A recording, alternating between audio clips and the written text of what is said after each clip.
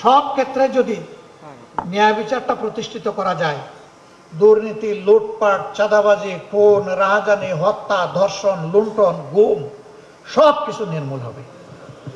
কিন্তু বিচার যদি বিচারের জায়গায় না থাকে, তাহলে কোনো কিছুরই কোনো সমাধান করা সম্ভব নয়। এই দুইটা জায়গাটাকে নিতে হবে খুব শক্ত হাতে। এইখানে কোনো ছাড় নাই। সে বিচারের তলোয়ারে যদি আমারও কল্লা উড়ে উড়ে যাবে, কোনো অসুবিধা নেই, কিন্তু ন্যায় বিচার কায়েম হোক। ন্যায় বিচার কায়েম হতে হবে। এই বিচার কোনো ব্যক্তির পদ পদবি, তার প্রভাব প্রতিপত্তি দেখে এই বিচার আর পরিচালিত হওয়া উচিত নয়।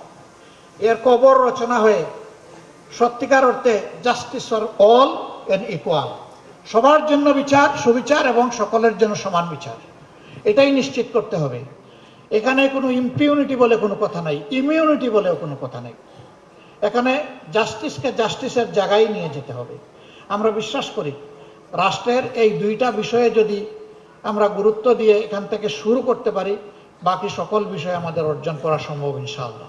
বাছাইকৃত কাঁচামাল ও স্বয়ংক্রিয় ইউরোপিয়ান মেশিনে তৈরি হয় all time honeycomb, all time healthy life. রাষ্ট্রের বৈধ সকল সুযোগও যদি জনগণের ভালোবাসায় আল্লাহ তাআলা আমাদেরকে এদেশে সেবার দায়িত্ব দেন, বৈধ সকল সুযোগও আমরা গ্রহণ করব না।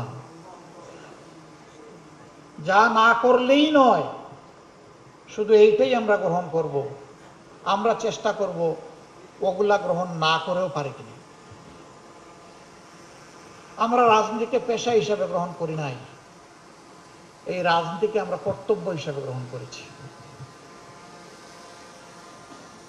নেশা শব্দটা শুনতে খারাপ লাগে। নেশা মানে কোনো দিকে একেবারে সম্পূর্ণভাবে ঝুঁকে পড়া। ওই অর্থে যদি বলেন তাইলে রাজনীতি আমাদের পেশা নয়, রাজনীতি আমাদের ঝুঁকে পড়া। এবং আমরা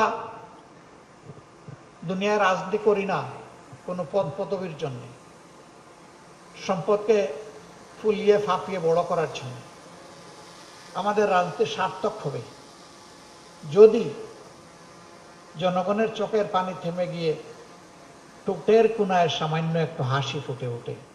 এটি হবে আমাদের রাজনীতি।